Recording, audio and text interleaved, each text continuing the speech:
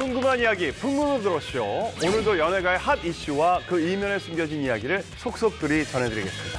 네, 오늘은 어떤 핫한 이야기들이 준비되어 있는지 궁금한데요.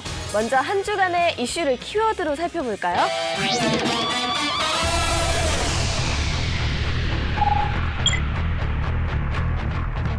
네, 회장님의 죽음보다 더 주목받은 여인. 자, 그렇다면 어떤 회장님이 별세를 했다는 얘기인가요? 네, 힌트는 껌입니다. 껌 사업으로 시작해서 L그룹을 일군 이 창업주 신격호 명예회장이 이 고령으로 인한 여러 질병을 치료하던 중에 지난 19일 향년 99세로 별세했습니다. 네, 신격호 명예회장은 1921년 경남 울산에서 5남 5녀 중 첫째로 태어났고요. 1940년대 초에 일본으로 넘어가게 됩니다. 이후 일본에서 화장품 사업을 하면서 어느 정도 성공을 거두게 되었었는데 그 다음번에 도전을 하게 된 사업이 바로 껌. 바로 이 껌 사업이었습니다. 결국엔 이 껌을 팔아서 굉장히 성공을 이뤘다라고 저희가 알고 있죠. 그 뒤에 국내에서는 1967년에 L제과를 설립을 했어요. 근데 다들 아실 거예요. 그 껌이라면 역시 땡땡껌잖아요. 네. 그 우리나라에서 껌으로 히트를 친 뒤에 이제 이것을 발판으로 해서 뭐 유통, 관광, 화학 등 이제 사업을 확장을 해서 이 L그룹을 재계 서열 5위에 그룹으로 굉장히 크게 키우게 되거든요. 그러다 보니까 이제 사람들이 껌을 팔아서 대기업을 이뤄냈다, 뭐 이런 얘기를 할 정도였습니다. 그런데 L그룹 하면 얼마 전까지만 해도 신명예회장의 두 아들이시잖아요. 형제 난으로 되게 유명했었는데 경영권 다툼이 있었어요. 이 경영권 분쟁으로 둘 사이가 틀어지고 그리고 계속 외면해 오게 되는데요.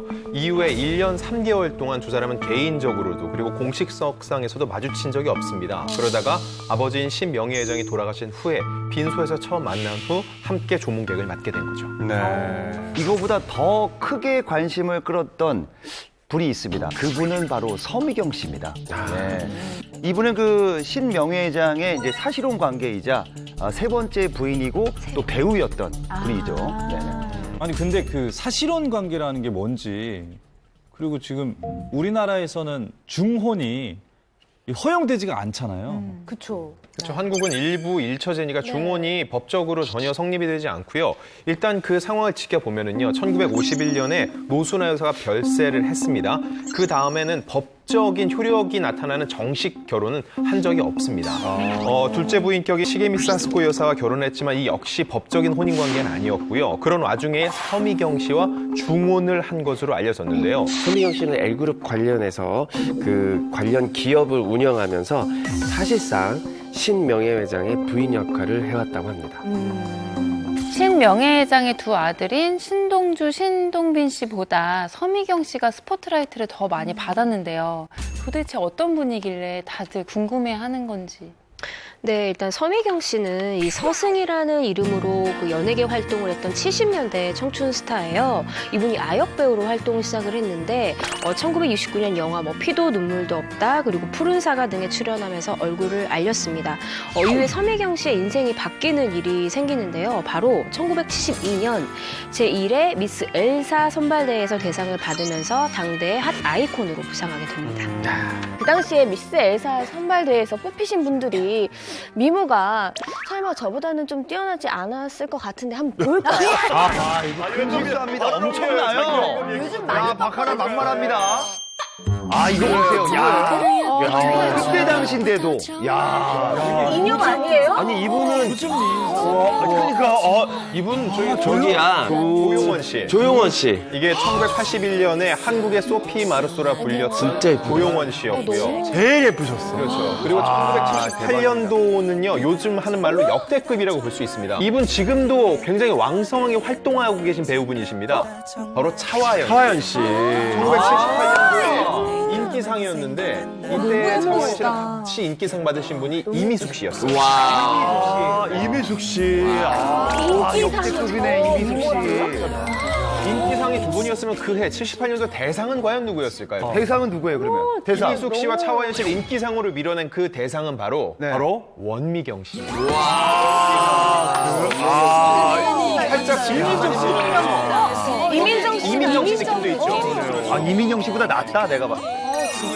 저때 정말 대단했다. 원미경 씨 사진이고요. 이렇게 미스 엘사 선발대회 뽑힌 분들 또 꼽자면 이미연 씨 계신데 어떻게 박하나 씨 들이대 보시죠. 저는 그래. 시작할 때 뭐라 그랬어요? 저는 참가상도 간당이다. 저는 방송 쉬겠습니다. 바로 꼬랑지. 네네. 아유. 야, 정말 당대 최고의 분들이 엘사 출신이시네. 아니 소름 끼치게 예쁘다는 말이 아름답다. 미모는 과거였네요, 진짜로. 그러네요. 예. 자, 그런데 서미경 씨가 활발히 활동을 하다가 갑자기 은퇴를 해서 많은 이야기들이 떠돌았거든요. 네. 네, 서미경 씨는 미스 엘사 선발대회에서 대상을 받은 뒤에 이 엘제가 전속 모델로 활동을 하면서 굉장히 인기를 끌었어요. 네. 근데 그러다가 1981년에 갑자기 유학을 간다면서 돌연 은퇴를 했거든요. 그 이후에 이제 38살이 더 많은 그 신명예회장과 사실혼 관계에 접어들게 됩니다. 그리고 2년 후인 1983년에 딸 신유미 씨를 낳게 됩니다. 40살 차이가 거의. 맞아요. 네. 와. 근데 이쯤에서 제가 솔직히 네. 정말 궁금한 건 그거 아닙니까? 뭐요? 그거요? 네? 같은 생각. DON. 머니. 왜냐면은 아무래도 또 워낙 이제 워낙 대기업 이제 그렇죠. 명예 회장이셨으니까 그 부분은 또 어떻게 되는 건지. 사실 수십억의 재산만 있어도 그거 갖고 자녀들이 분쟁이 일어났던 기사를 우리가 많이 접하는 입장에서 1조 원이라는 돈인데 이게 개인 자산, 부동산, 지분 이런 걸 다 합치면 대략 1조 원 정도 될 거라고 하고 있습니다. 그래서 서미경 씨와 딸인 신유미 씨가 더욱더 주목받는데요. 과연 이분들이 어느 정도의 유산을 물려받을지에 대한 궁금증이거든요. 결론부터 말씀드리면요. 유언장이 없습니다. 통상적으로 신 명예회장께서는 거의 100세 가까이 이렇게 사셨기 때문에 유언장을 미리 좀 준비를 하지 않았을까 싶은데 유언장이 없어요. 네, 그렇기 때문에 이제는 법이 정한 절차와 기준에 따라서 협의해서 상속을 받게 되는데 많은 사람들이 또 앞선 얘기 중에 궁금해하는 게 아니 법적으로 정식 결혼을 하지 않았으면은 법적인 어떤 보장을 받지 못하는 것이 아니냐라고 하는데 사실혼 관계도요 법에서는요 어느 기간 이상 함께 지내왔으면 그거는 가족으로 인정을 해줍니다. 네. 그리고 그때 유언장에 그 사람에게 돈을 남기지 않는다고 하더라도 그 사람이 자기가 가족으로서 어느 정도 지분이 있다고 하면요. 유류분이라고 청구할 수가 있어요. 이 경우는 어느 정도의 재산을 또 이렇게 할애받을 수 있거든요. 그래서 서미경 씨랑 신유미 씨가 어느 정도가 될지 모르겠지만 이 1조 원 중에 상당 부분은 그래도 유산으로 받지 않을까 예상이 됩니다. 서미경 씨와 이 신유미 씨가 특히 더 관심을 받았던 이유는 서미경 씨가 이미 이 엘사 그룹과 관련된 알짜 기업들을 몇 개 소유하고 있습니다. 이 서씨 모녀가 이 소유하고 있는 엘사 지분과 부동산, 팝콘 소유권까지 다 합치면 이 서씨 모녀의 재산은 최소 수천억 원이라고 합니다. 이 수천억의 숫자 앞이 좀 크겠죠. 네. 여기 신유미 씨가 이 신명예회장의 이 남긴 유산을 좀 법적인 기준 안에서 상속받게 되면 슬리피 씨 눈이 지금 달러로 변해 있어요. 입 좀 다물어드리고 싶네요. 되게 표정이 가늠이 안 가죠, 어느 정도일지. 그러니까 신기한 게 그 껌에서 시작됐다는 게 이거 좀 대단한 신기해요. 일이에요. 그냥 껌에서 여기까지. 네, 별세한 신격호 명예회장에 대한 세간의 평가는 좀 엇갈리고 있지만 우리나라의 경제 한 축이 되었던 것만큼은 사실인 것 같은데요. 네네. 삼가 고인의 명복을 빌겠습니다. 네. 배트맨? 40일 만에 등장한 배트맨. 뭐 배트맨 시리즈가 또 개봉하는 거 아니에요? 그 배트맨 시리즈 너무 재밌죠. 네. 근데 배트맨 영화는 아니고요. 지난달 성폭행 이제 의혹으로 굉장히 충격을 줬던 바로 김건모 씨 이야기입니다. 지난 15일이었죠. 오전에 변호인과 함께 경찰서를 이제 출석을 했는데요. 이 김건모 씨가 성폭행 의혹 이후 40일여일 만에 대중 앞에 모습을 드러냈습니다. 네, 이 출석하는 김건모 씨 취재하려고 정말 취재진의 경쟁이 꽤 뜨거웠는데요. 아직도 혐의 전혀 부인하시는 겁니까? 성의 사실 자체를 인정 안 하시는 거예요? 그런데 사실 이 많은 취재진들이 사실 김건모 씨 입장에서는 굉장히 큰 부담이고 정말 싫을 거 아니에요. 그런데 이 경찰서에는 이 취재진보다 더 반갑지 않은 분들이 이 경찰서를 찾아왔습니다. 반갑지 않은 분들이. 네, 저희는 오늘 오랜만에 또 현장 방송을 하게 됐는데 저희가 있는 곳이 어디죠? 네, 서울 강남경찰서 앞입니다. 지금 김건모에 대한 엄청난 특종이 있습니다. 네. 지하주차장으로 딱 들어왔는데 그냥 지하주차장 앞에서 기자들이 그냥 와장창 계단 오르는 내내 사진 찍히고. 김건모 씨가 이분들 진짜 대단하시다. 밥을 먹고 있다. 깜놀 밥을 먹고 있다니. 가로세로 연구소 생방송인데 그래서 이 추운 날씨에 밖에서 야외에서. 네. 보기만 해도 추운데요. 출석하는 날 경찰서 앞에 가가지고 이렇게 생방을 하는 경우 이런 적이 있었나요? 좀 이례적으로 저는 처음 보는 것 같은데. 통상적으로 국가적인 사태 그 정도의 이제 큰 뭐 정치적 거물이라든지 정계 거물 이런 경우에는 왕왕 있었지만요. 연예 사건으로 저렇게 현장에서 생방송하는 경우는 거의 본 적이 없고요. 왜냐면은 저 사안 자체가 어떤 몇몇 관심 있는 사람들한테는 굉장히 중요하고 또 궁금한 내용일 수 있는데 모든 대중에게 어떤 공익적인 차원에서 생각을 했을 때 과연 저렇게까지 할 필요가 있냐를 놓고 봤을 때 저는 좀 의구심이 듭니다. 아 근데 이날 또 많은 사람들의 눈길을 끈 것이 있었는데요. 바로 김건모 씨의 경찰 출석 패션이었습니다. 김건모 씨는 카키색 패딩을 입고 있었는데 그 안에 이제 비친 티셔츠가 혹시 미우새 출연 당시에 입고 있었던 그 문제의 배트맨 티셔츠가 아니냐라는 의혹이 있었거든요. 목 라인이 상당히 비슷하다고 해서 많은 분들이 의혹을 제기를 했어요. 근데 저렇게 줄만 보이거든요, 라인만. 근데 이제 저는 저 티셔츠를 입고 있거든요. 집에도 있고. 근데 저 라인만 봐서는 저건 배트맨 티가 맞는 것 같아요. 저거는. 근데 컬러나 뭐 이렇게 뭐 이런 디자인이나 이런 재질이 거는 좀 네. 비슷해 보이긴 한데 뭐 저것만으로 그렇게 추측을 하기에는. 근데 전날 김건모 씨가 배트맨 티셔츠를 입고 갔다면 그게 뭐가 문제가 되는 건가요? 이 배트맨 티셔츠가요, 현재 이 김건모 성폭행 의혹이 어떤 핵으로 좀 부상을 했어요. 이 등방의 어떤 물증 같은 걸로 좀 부상을 했는데, 이 지난달 김건모 씨에게 이 성폭행을 당했다고 주장하는 여성이 이제 말을 하기를 자신을 성폭행할 때 김건모 씨가 배트맨 티셔츠를 입고 있었다는 것이죠. 그래서 그 티셔츠를 방송에 입고 나올 때마다 그 모습을 보고 너무 괴로워서 이렇게 폭로를 하게 됐다라고 주장하고 있거든요. 하지만 이후에 그 배트맨 티셔츠에 관련된 다른 반박도 나왔어요. 자신이 김건모 씨가 입은 배트맨 티셔츠를 제작했다라는 사람이 등장을 했는데요. 고소인의 주장과는 좀 엇갈리는 부분이 분명히 있습니다. 배트맨 티셔츠 제작자에 따르면 김건모 씨가 미우새에서 입은 이 배트맨 티셔츠는 2016년 말에 김건모 씨를 위해서 특별히 제작한 티셔츠였다고 하는데요. 그래서 이제 시중에는 없는 거죠. 때문에 고소인이 2016년 8월 배트맨 티셔츠를 입은 김건모로부터 성폭행을 당했다라는 주장은 말이 안 된다라는 주장입니다. 이거에 대해서 김건모 씨를 고소한 여성의 법률 대리인인 강용석 씨가 자신의 채널을 통해 또 얘기를 했는데, 이 티셔츠가 흔하다는 거죠. 반드시 그 사람이 만들어준 티셔츠가 아니라 또 다른 배트맨 티셔츠일 수 있기 때문에 그 주장은 어불성설이라는 건데, 저는 이 주장은 어느 정도 수긍이 가요. 정말로 그 사람 원래 배트맨이란 캐릭터를 좋아하고 그 옷을 좋아했으면은 반드시 2016년에 그 제작자가 만들어준 옷만 입었다라고 보장할 수는 없거든요. 그리고 또 인터넷에 배트맨 티 같은 거는 많이 팔잖아요. 그래서 더 쉽게 구할 수 있을 거라고 생각을 한 것 같아요. 네, 그래서 배트맨 티셔츠를 만든 이 제작자가 정품 인증서까지 공개를 하면서 다시 재반박을 했습니다. 김건모 씨가 한 그 관찰 예능 프로그램에서 입고 나왔었던 이 배트맨 티셔츠 같은 경우는 로고가 굉장히 올록볼록하게 엠보싱 처리가 되어 있다고 해요. 그러면서 일명 나그랑 티셔츠라고 하는데, 이 디자인의 배트맨 티셔츠는 2016년 8월 당시 시중에는 나와 있지 않았었던 디자인이다라고 이야기를 했습니다. 만약에 진짜 배트맨 티를 입고 온 거라면 어떤 김건모 씨가 의도를 한 걸까요? 제 생각으로는 아무런 의도가 없었을 겁니다.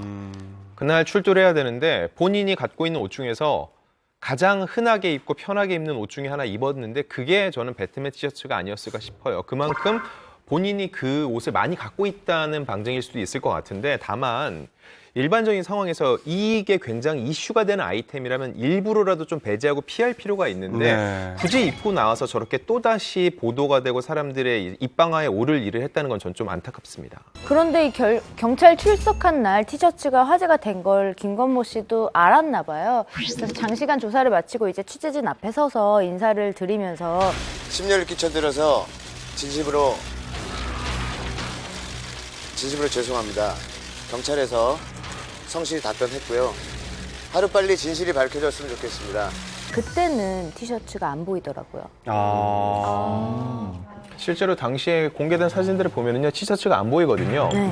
사람들이 많이 궁금해하는데 저거는 지금 구속된 상태가 아니라 조사를 받으러 나온 거거든요. 보통 변호인이 함께 있기 때문에 바깥 상황, 주변의 분위기를 계속 전해줘요. 그래서 코치를 해줍니다. 어떤 답변을 해야 된다부터 해서 어떤 식으로 흘러가고 있다라는 얘기를 해주거든요. 그럼 기사를 접한 뭐 변호인이라든가 이렇게 옆에 조언을 들었을 수도 있다. 그렇죠. 근데 만약에 의도를 갖고 입은 거라면은요, 그 의도대로 흘러가는 거잖아요. 이게 이슈가 되는 거. 그럼 그대로 입고 나왔겠죠. 근데 벗었다는 얘기예요. 그건 뭐예요? 본인이 생각지도 않은 논란이 불거지니까 굳이 이거에 대한 얘기를 더 이상 하고 싶지 않다라는 의미로 저는 벗었다고 생각을 합니다. 김건모 씨가 경찰에 출석해서 12시간이나 조사를 받았다고 들었거든요.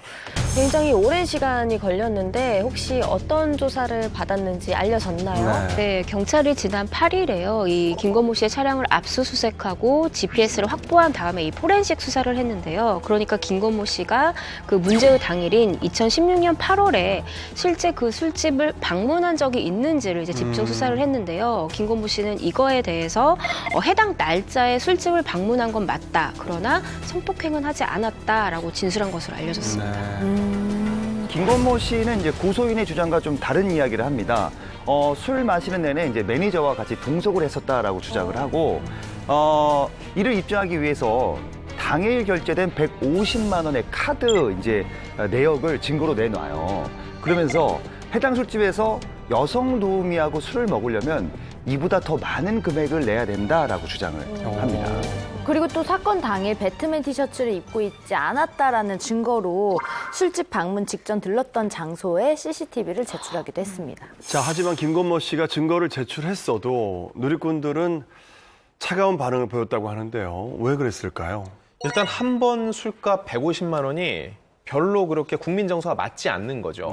여성이 동석을 했던 안 했든 일반적인 서민의 눈으로 바라볼 때 매니저와 둘이 동석해서 술을 마시는데 그날 술값으로 150만 원을 계산했어? 이거 자체가 선뜻 그 사람을 이렇게 이해하기 힘든 상황이라는 거. 이 상황에서 사실 대중이 정말 명확히 해야 할 포인트가 있습니다. 그날 카드 내역서, CCTV, 그리고 GPS로 그가 움직였었던 위치를 경찰에서 다 확인을 했잖아요.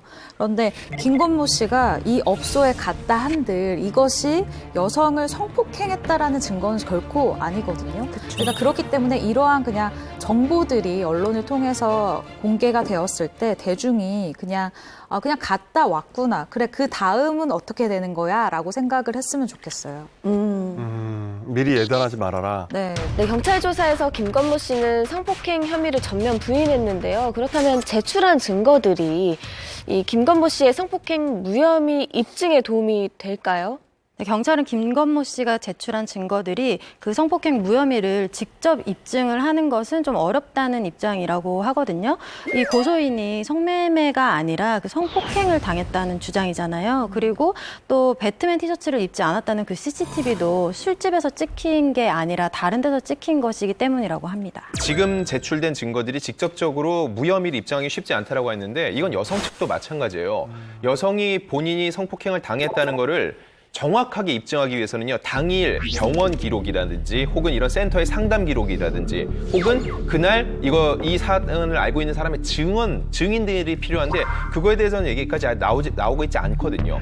자, 그런데 이 가운데 강용석 변호사가 거짓말 논란에 휩싸여서 연구소가 제기한 성폭행 의혹에 대한 신뢰도가 추락을 했다고요. 대체 어떤 거짓말을 했다는 건가요? 강용석 변호사가 그동안 이제 아내는 장지현 씨를 모른다라고 주장을 했었는데 두 사람이 나눈 강용석 씨의 아내와 장지현 씨가 나누는 문자 내용이 공개하면서 두 사람이 예전부터 친분이 있었다는 게 드러난 겁니다.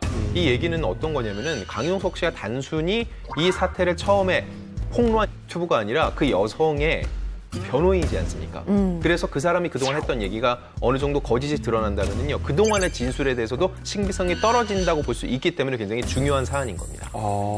네, 지난 2일 한 너튜브 채널의 운영자가 이 강용석 변호사의 아내가 이 김건모 씨한테 장지연을 소개해준 장본인이라고 주장을 하면서 화제가 됐는데요. 흥미로운 제보를 하나 받았습니다. 강용석 씨의 와이프가 김건모 씨와 장지연 씨를 이어준 사랑의 오작교다. 사실 결혼이 성사되면 소개시켜준 주선자에게 사례를 하는 것은 흔한 일 아닙니까? 그래서 이번에 백이 사례품으로 입에 오르내린 것인데요. 그 가격이 무려 3천만 원에 달하는 고가입니다. 그리고 이 사실을 확인하기 위해서 이 너튜브 채널 운영자가 직접 장지연 씨에게 문자를 보냈는데요. 이에 장지연 씨의 답이 그분들이 저를 소개시켜준 것은 사실입니다. 그리고 명품 가방 얘기를 들은 것도 사실이지만 선물로 사거나 전해드린 적은 없습니다라고 말했다고 하네요. 이 소식 때문에 이제 강용석 변호사는 이제 연구소를 통해서 자기의 입장을 밝혀요. 아내와 김건모는 모르는 사이다. 장지연도 모른다. 김건모에게 장지연을 소개해준 사람은 따로 있다라고 반박을 합니다. 하지만 한 매체에서 입수한 이 문자로 장지연 씨와 그 강용석 변호사의 부인은 친분이 있는 것으로 일단 나타났거든요. 네. 강용석 변호사의 아내는 이제 김건모 씨의 결혼 발표 후에 장지연 씨에게 문자를 보내게 됩니다. 지연 씨 축하해요. 결혼 소식 듣고 참 기뻤어요. 우리 성경 공부하며 함께했던 기도인데 응답을 받으니 더욱 감사했네요. 라고 문자를 보냈는데 여기에 대해서 장지연 씨가 또 답장을 합니다. 네, 언니 너무너무 감사드려요. 언니께서 기도해 주신 응답을 제가 받네요. 언니를 통해서 이렇게 귀한 만남의 열매를 맺게 되어 감사하고 또 감사드려요. 통해서. 근데 여기서 통해서라는 게 주선을 했다라는 의미야. 그렇겠죠. 강용석 변호사는 이 장지연 씨하고 김건모 씨를 소개해 주는데 와이프분이나 이런 관여를 안 했다, 모른다라고 했지만 그게 사실이 아닌 걸로 지금 나오고 있잖아요. 그런데 그 이후에 또 다른 장지연 씨에 대한 폭로를 하셨잖아요. 사생활 폭로를. 저는 이 부분은 정말 감정적인 부분이라고 생각을 하거든요. 기자분들 보시기엔 어떠십니까? 굉장히 부적절하죠.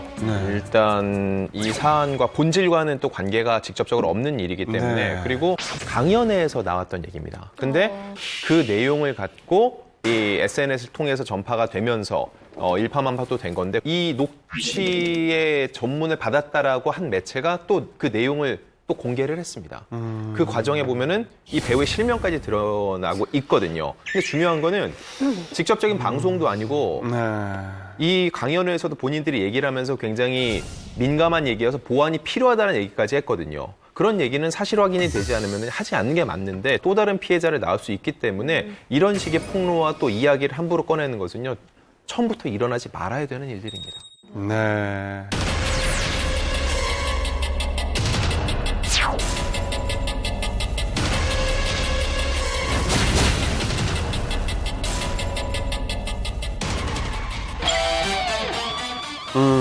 승리가 승리했다가 무슨 말이죠? 지난해 뉴스면을 뒤덮은 사람이 있죠. 일명 버닝썬 사건의 핵심 인물 승리 씨에 대한 이야기입니다. 얼마 전 또 한 번 세간을 들썩였는데요. 지난해 5월에 이어서 또 한 번 구속을 면했습니다. 네, 지난 1월 13일에 법원에서 그 승리 씨의 두 번째 영장 실질 심사가 열렸거든요. 검찰이 보강 수사를 거쳐서 8개월 만에 이 구속 영장을 재청구를 했던 거예요. 그렇기 때문에 이제 사람들이 이 승리 씨가 구속이 되나 안 되나에 굉장히 많은 관심을 갖고 지켜보고 있었죠. 근데 보통 구속영장이 기각이 되면 신속하게 보강 수사를 해서 다시 재청구를 한다고 들었거든요. 근데 8개월 만에 이렇게 재청구를 한 거면 조금 이례적인 게 아닌가 싶은데요. 이미 한 차례 기각을 당한 적이 있는데 검찰이 이 구속영장을 재청구하는 걸 보고 법원이 어떤 구속성을 인정할 만한 정확한 증거가 확보가 된 게 아니냐, 이런 좀 관측이 있었거든요. 그러니까 실제로 지난해 5월에 이 경찰이 승리에 대해서 5가지 혐의로 이제 구속영장을 신청한 적이 있는데 이게 기각이 됐었어요. 그런데 이번에는 검찰이 이 상습도박 혐의와 외국환 거래법 위반, 그러니까 한치기수법이라고 하죠. 추가 혐의를 2가지를 얹어서 전부 7가지 혐의로 구속영장을 신청했는데 사실 8개월 전보다 혐의가 더 세졌음에도 불구하고 이 또한 기각이 된 것입니다. 네. 그러니까 이번에도 법원이 이제 구속영장을 기각하면서 많은 누리꾼들이 좀 어이가 없다, 뭐 화가 난다, 뭐 충격적이다 이런 댓글들이 있었는데 많이 궁금해하는 게 이제 기각이 된 이유더라고요. 네, 법원 측의 입장은 이렇습니다. 피해자를 구속할 사유와 구속의 필요성, 상당성을 인정하기 어렵다라고 설명을 했는데, 그러니까 구속할 정도의 혐의가 입증된 게 아니다라는 법원의 판단인 것 같습니다. 하지만 법원의 판단과는 별개로 승리 씨의 두 번째 구속영장 기각 소식은 좀 파장이 컸다고 해요. 특히 이제 승리 씨가 여유로운 표정으로 그 법원을 걸어 나오는 모습이 카메라에 포착이 된 거예요. 그러다 보니까 이제 사람들이 승리 씨가 구속영장 기각을 좀 예감을 한 게 아니냐 그런 얘기도 하는 입장이거든요. 그리고 이제 구속영장 자꾸 기각이 되다 보니까 이 누리꾼들 입장에서는 이 버니선 사태의 중심에 있는 게 승리인데 왜 자꾸 승리는 풀려나는 거냐 뭐 이런 의문을 제기할 수밖에 없는 거고, 그리고 댓글 중에는 심지어 사법부를 개혁해야 한다 뭐 이런 강한 의견들도 많이 있는 것으로 확인됐습니다. 그도 그렇게 이 버닝썬 사건은 일명 승리 게이트라고 불리면서 이 사건에 연루된 많은 사람들이 각각의 또 다른 범죄로 다 수사를 받았잖아요. 정준영 씨와 최종훈 씨 같은 경우는 각각 징역 6년 그리고 5년의 실형을 선고받고 현재 복역 중이기도 하고요. 그런데 그 단초가 됐던 승리 씨만 2차례나 이렇게 구속영장이 기각됐으니까 많은 분들이 의구심을 품을만 하죠. 네. 네네. 그래서 뭐 일각에서는 뭐 비호 세력이 뭐 존재하는 거 아니냐라는 얘기가 나오고 있어요. 근데 이제 법률 전문가분들은 억측이다고 얘기를 해요. 이게 결국은 단순히 연예계 사건이 아니라요. 사법부 전체에 대한 불신이거든요. 사법부에서 법의 판단이 이렇게 나왔으면은 그만한 이유가 있겠지라는 게 정상적인 사회인데 그게 아니라는 거죠. 근데 생각을 해보세요. 전직 대통령들이 줄줄이 구속이 되고요. 재벌가 회장님들도 구속이 됩니다. 근데 승리는 구속이 안 됐을 때 승리가 전직 대통령이나 재벌들보다도 뒷배가 좋은가 보다. 이게 합리적인가요? 합리적이지 않거든요. 근데 사람들이 그렇게 생각을 해요. 이게 결국은 사법부 불신 때문인 거고요. 합리적인 선에서 판단을 했을 땐 뭐냐? 구속 요건을 얘기를 할 때 증거 인멸이나 도주의 우려가 있을 텐데 적어도 승리는 주거가 분명해서 도망을 하거나 증거를 인멸한 상황은 아니다고 재판부가 판단을 해서 이게 죄가 없다는 얘기는 아니거든요. 구속까지는 않고 불구속 상태에서 그냥 수사해도 돼 정도라고 얘기를 해준 건데 사람들이 볼 때 다만 이 구속이 안 된 거, 불구속을 이해 못할 정도로 승리를 향한 굉장히 화가 크다는 거, 그게 핵심인 것 같습니다. 자, 그런데 검찰이 승리 씨를 불구속 기소할 거라는 전망이 지배적이면서도 승리 씨의 입대 가능성도 제기가 됐죠. 예. 네, 한 매체가 검찰이 불구속 기소를 내리게 되면 이제 승리 씨가 한 2월 중순쯤에 입대할 것으로 예상이 된다고 보도를 했었거든요. 네, 승리 씨는 작년 3월에 군 입대를 앞두고 있었어요. 근데 그때 버닝썬과 관련된 이제 여러 가지 조사를 받기 위해서 입영을 연기했었거든요. 근데 이제 올해 만 30세가 된 거예요. 그러다 보니까 진짜로 입대를 해야 되는 시기가 다가온 거죠. 승리 씨가 2월에 입대할 수도 있다라는 이 소식에 많은 누리꾼들이 이제 뭐 도망가는 거 아니냐 뭐 그런 얘기가 있는데 사실 뭐 어차피 가야 돼야 되는 시기고 어쩔 수 없이 가야 되잖아요. 맞아요. 지금. 근데 이제 그만큼 좀 미운 털이 많이 박히지 않았나 누리꾼들의 댓글을 보면. 만약에 승리 씨가 재판 시작 전에 군대를 가게 된다면 재판은 그 안에서 진행을 하는 건가요? 네, 일단 입대 후 예상되는 동선은 이런데요. 다른 일반 병사들처럼 5주간 이 신병훈련소에서 교육훈련을 받고요. 수사도 계속됩니다. 일단 군 검찰 수사기관에 이첩이 돼요, 사건이. 그래서 군 검찰 수사와 군사 법원에서 이제 재판을 받게 되는데요. 그런데 이게 뭐 손방망이 처벌이 있을 수도 있다. 또 수사가 제대로 되겠냐 이런 좀 우려도 있기 때문에 이첩 후에 이 국방부와 논의해서 이 현재 당당 검찰이 수사를 이어갈 가능성도 논의되고 있습니다. 예외적이네. 보통 군인의 신분이면 군검찰과 그 군재판을 받게 되는데 그 전에 조사도 검찰 계속 이어서 조사받을 수도 있다. 사안이 워낙 크고 국민적인 관심을 받다 보니까 그런 걸 좀 의식한 게 아닌가 싶은데요. 승리 씨 입장에서는 재판 시작 전에 군대에 입대하는 것이 좀 나을 수도 있다라는 소리도 좀 들리거든요. 왜 그런 거죠? 사실 이 군사재판이라는 게 일반 재판과 마찬가지로 방청이 가능해요. 그런데 아무래도 군사재판 같은 경우는 매스컴이 붙는 그 수가 현저히 노출되는 낮아지기 게. 때문에 그 노출을 좀 최소화할 수 있는 부분이 있는 거죠. 자, 두 번째 구속영장이 기각된 승희 씨의 입대와 재판 과정은 앞으로도 계속 지켜봐야 할 것 같습니다. 새해 벽두부터 열애설에 휩싸인 배우 박보영, 김희원. 알고 보니 CCTV 때문이었다? 머리부터 발끝까지 감시당하는 스타들. 군대도 예외는 아니다. 충격과 공포의 지드래곤 관찰일지 전격 공개. 예능 촬영 도중 불법 촬영 장비 발견한 신세경. 모두가 놀란 범인의 정체는? SNS 해킹당해 수천만 원 갈취당한 가수 보아. 그녀가 해커에게 돈을 줄 수밖에 없었던 이유는? 휴대폰 해킹으로 사생활 유출된 주진모. 피해자인 그가 추문의 주인공이 된 까닭은? 지금 풍문으로 들어쇼에서 공개합니다. 만약에 돈을 주지 않으면 내 휴대폰 속 모든 자료를 유포하겠다는 해커의 협박을 받는다면 어떨 것 같습니까? 이런 영화 같은 일이 최근 현실이 되었다고 하죠. 네. 이 협박 사건. 네, 그래서 지금 이 시간부터는 특별한 분을 모시고 네. 이야기를 나눠볼까 합니다. 바쁘신 와중에도 풍문쇼를 위해 귀한 걸음 해주셨다고 하는데요. 바로 화이트 해커 신동희 소장님입니다. 반갑습니다. 아니,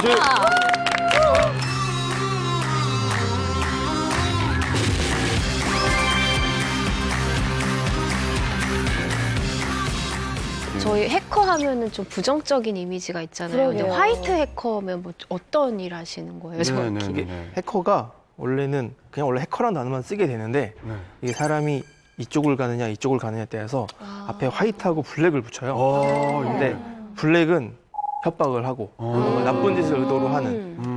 근데 화이트는 이런 일을 하기 위해서 필요한 기술들이 있잖아요. 그런 기술들을 연구를 하고 사전에 막을 수 있도록 하는 역할을 하는.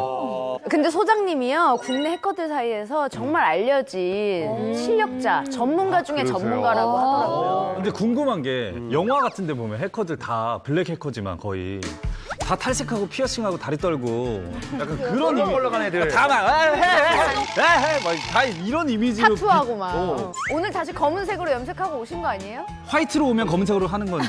그런 건 아니고요. 그러니까 좀 과장된 건 있어요. 그러니까 대부분 안 그렇거든요. 대부분 약간 그런 건 있어요. 이렇게 뭔가 아까 꽂혀서 이렇게 계속 하는 경우가 있다 보니까 머릿속에 그것만 있는 거예요. 내가 이거를 털어야 되는데 여기서 무슨 취약점을 찾아야 되는데 어떻게 하지? 어떻게 하면 이걸 찾을 수 있을까? 집중력이 엄청 높은 거군요. 그래서 방송 나오기 전에 저희를 다 한번 해커하고 왔죠? 다 한번 다. 해커가 아니라 해킹이에요. 해킹하고 왔다고. 지금 해킹하고 왔죠. 제대로 몰라요. 아니, 요거를 보면서 우리가 어떻게 맞대응을 해요? 이 질문 수준이 너무 낮아서 죄송하네요. 우리가 비전문가 맨날 영화만 봐가지고 우리가 궁금한 건 많은데. 언제예요, 저희가? 그러니까, 예. 저희가 왜 신동희 소장님을 이렇게 또 모셨냐 하면 돈을 주지 않으면 내 휴대폰 속의 자료를 유포하겠다는 블랙 해커의 협박이 현실이 됐잖아요. 이게 어떻게 된 사건인가요? 그러니까요. 예. 네. 바로 배우 주진모 씨 이야기입니다. 지난 7일이었죠. 소속사는 공식 입장을 통해서 주진모 씨의 휴대폰이 해킹을 당했다라고 이야기를 합니다. 해커가 주진모 씨의 개인 자료를 언론사에 공개하겠다는 악의적인 협박을 하고 있고 대가로 금품을 요구하고 있는 중이며 이에 법적 대응을 하겠다고 밝혔습니다. 주진모 씨의 소속사가 해커에 대한 법적 대응을 밝힌 뒤인 10일에 이 주진모 씨의 휴대폰에서 유출된 메시지가 이 온라인상에 일파만파 퍼졌는데요. 결국 이 사건은 약간 청추문으로 좀 변질되는 모양새입니다. 주진모 씨 소속사에서 메시지를 유포하면 이 강경 대응을 하겠다고 밝혔음에도 불구하고 사실 소용이 없었죠. 이미 온라인에 전부 다 퍼져버린 상태입니다. 네, 저도 그 내용을 보긴 했는데 뭐 여성의 외모를 품평한다든가 혹은 어떤 만남을 주선한다든가 이런 내용을 또 동료 배우와 주고받았다는 내용인데 이게 아직 사실 여부가 확인되진 않았지만 중요한 거는 그 자체에 대해서 사람들이 굉장히 큰 관심을 보이면서 파장일 수밖에 없었습니다. 무엇보다 그 대화창 내에서 노출이 심한 여성의 사진과 그것에 대해서 이제 성적인 내용을 주고받았잖아요. 그래서 뭐 일각에서는 이게 제2의 정준영 단톡방 유출 사건을 조금 연상시킨다 뭐라는 이야기도 있었습니다. 그래서 주진모 씨가 이 해킹의 피해자긴 하지만 저 내용들이 사실이라고 믿는 이 누리꾼들은 엄청나게 비난을 했죠. 그래요. 그런데 이 사생활이 담긴 메시지 유출로 곤욕을 치른 주진모 씨가 얼마 전에 고개를 숙여서 사죄를 했다고 해요. 지난 16일 그 주진모 씨는 대중과 그 메시지 속에 등장한 여성들에게 사죄를 했습니다. 결단코 이성의 신체 사진을 촬영하여 유포하는 부도덕한 짓을 저지르진 않았다라고 강조를 했고요. 주진모 씨의 변호인단도 유포된 메시지는 일부가 악의적으로 편집 조작된 것이라고 밝혔습니다. 네, 지난해 정말 큰 충격을 안겼던 정준영 단톡방 사건 기억나시죠? 주진모 씨의 사례에 비교하는 경우가 종종 있어요. 근데 주진모 씨의 사례는 뭐 완벽히 다른 경우입니다. 이들의 대화에는 일단 도덕적인 비난 가능성은 있지만 법적 처벌을 받을 만한 사항은 없다라는 것이 법조계의 의견입니다. 네, 그런데 엄밀히 말해서 저 메시지가 사실 진짜 주진모 씨가 그 톱배우와 주고받은 메시지인지는 정확히 알 수가 없잖아요.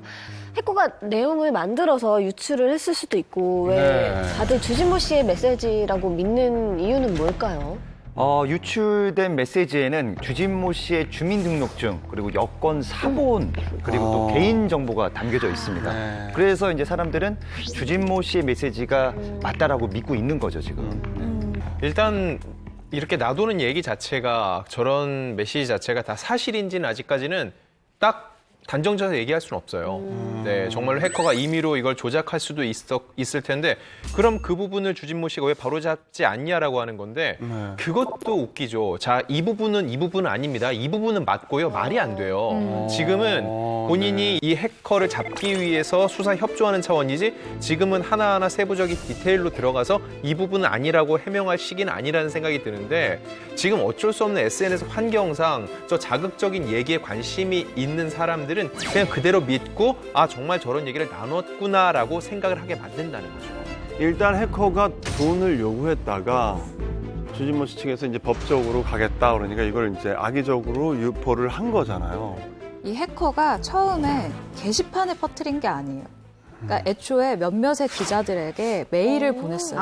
그런 형식이었어요? 메일을 보냈고 제가 받은 받으셨어요? 네, 제가 받은 메일에는 일단 압축 파일로 뭐 하나 딱 왔어요. 근데 어떻게 보냈냐면 지금 인터넷에 공개되어 있는 것은 정말 빙산의 일각이에요. 내용의 수준이 그렇다는 게 아니라 그 수가 인터넷에 공개된 양이 그만큼 많이 보내줬다. 제가 본 거 한 10몇 장 정도였었던 것 같은데 저에게 도착한 그 대화 캡처분이 무려 688장이에요. 대화 캡처량만 688장이고 주진모 씨의 여권 사진이라던가 주민등록 사진을 찍어놓은 거를 같이 보냈어요. 그런데 이 해커가 얼마나 정성을 들여서 이 기자들에게 보냈냐면 매 캡처분마다 그냥 캡처를 해서 보내면 대화 순서가 막 바뀌잖아요. 처음부터 끝까지 순서대로 볼 수 있도록 가로 열고 1, 가로 닫고, 가로 열고, 가로 2. 닫고 그걸 688장을 그렇게 한 거예요. 하나하나 다. 사실 해보신 분들은 알겠지만 이것도 정말 시간이 들어가는 작업이잖아요. 그리고 또 두 번째로 그 상대방의 이름을 일단 다 가리는 수고를 해놨고요. 그리고 그 대화 내용 중에 저는 무슨 내용인지는 모르겠으나 해커가 봤을 때 지워야 되겠다라고 또 나름 판단한 내용들이 있나 봐요. 그러면 그 대화 내용도 역시 같은 색깔의 블랭크를 쳐놨어요. 근데 그런 식으로 막 쳐놓은 게 있는데 제가 이렇게 얘기를 했을 때 조금 우려되는 부분이 뭐냐면 그럼 688장의 여자 얘기를 했다는 거야? 아니고요. 688장 중에 단순히 이제 골프 약속을 잡는 그런 대화가 굉장히 많아요. 일상 이야기.